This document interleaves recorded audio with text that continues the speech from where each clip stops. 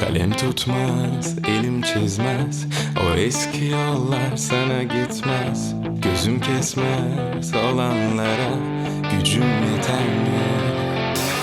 Sesim çıkmaz, ahım olsa, umrum olmaz, alem duysa. Anlamı yok olanların ortasındayım, yalanların.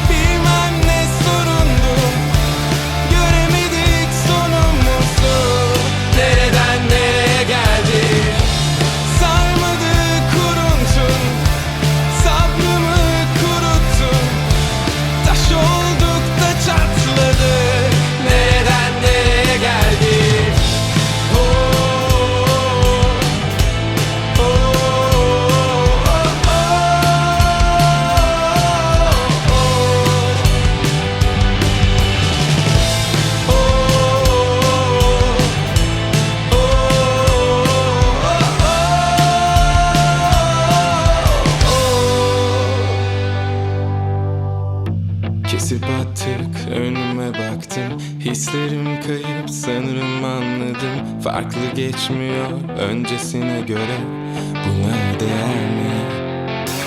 Artık alıştık, doğru sanmışız, birbirimize aşık sanmışız. Anlamı yok